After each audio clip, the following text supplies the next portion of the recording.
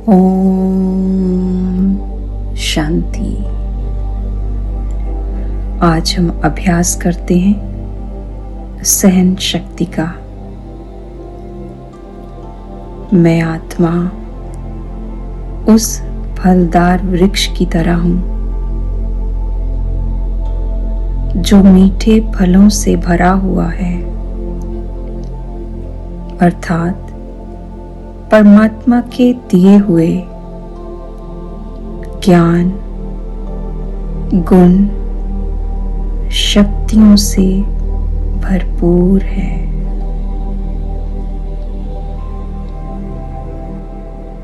ऐसे फलदार वृक्ष पर अगर कोई पत्थर फेंकता है तो केवल इसीलिए कि उसे भी वह मीठे फल अर्थात कहीं ना कहीं वह आत्मा खाली है,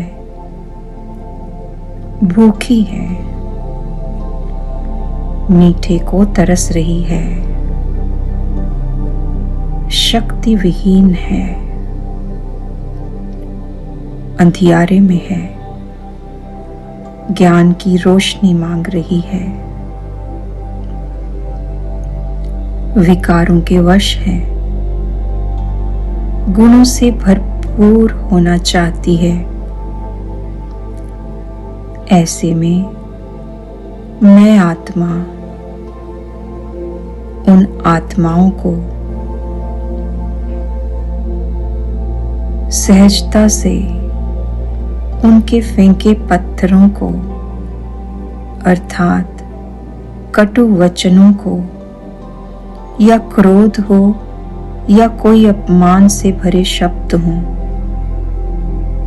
ये सब ना देख उन्हें भी फल बदले में दे रही हूं, अर्थात उन्हें भी परमात्मा की दी हुई शक्तियों, ज्ञान और गुण से भरपूर कर रही हूं।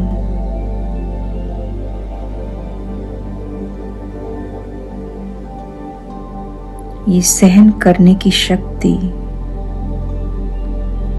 मुझ आत्मा को सहनशील बना रही है। शील अर्थात चरित्र, चरित्रवान सहनशील बना देती है। सहन शक्ति सफलता की चाबी है।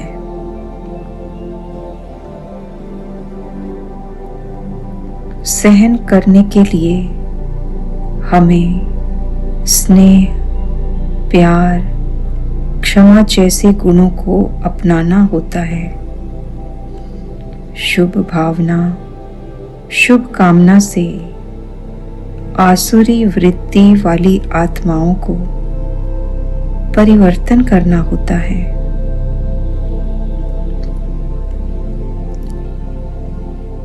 जीवन में हर रोज कई परिस्थितियों को सहन करना पड़ता है, जैसे निंदा, स्तुति, मान अपमान या कोई बीमारी, परिवार में किसी की मृत्यु या प्राकृतिक आपदाएं, चिंताएं। कई ऐसी बातें हैं जब हम सहन नहीं कर पाते तो स्ट्रेस, डिप्रेशन जैसी बीमारियों का शिकार हो जाते हैं। संबंधों में कड़वाहट बढ़ती है और भी बहुत कुछ जो आज प्रत्यक्ष रूप से हम देख रहे हैं। सहन शक्ति से हम इन सब पर विजय प्राप्त करते हैं। सहन शक्ति हमारे जीवन को शक्तिशाली बना देती है। हर परिस्थिति में हम सबके लिए शक्ति स्वरूप बन जाते हैं। एक मूर्ति को भी बनने के लिए कितना सहन करना पड़ता है। ठुकना पड़ता है, तब जाकर वो एक मूर्ति का, एक शिला का रूप लेती है। बाबा कहते हैं, बाबा के आज्ञाकारी बन सहन किया तो आज्ञा मानने की दुआएं हमें मिल जाती हैं। विश्व का परिवर्तन करना है तो सहन भी करना होगा। मैं की बलि चढ़ाकर, अभिमान का त्याग कर, सबके साथ विनम्रता से चल, सहनशील बनना है और औरों को भी बनाना है। मास्टर सर्वशक्तिवान में आत्मा अपनी इस सहन शक्ति से अपने चारों ओर के आसुरी वातावरण को परिवर्तन कर रही हूं।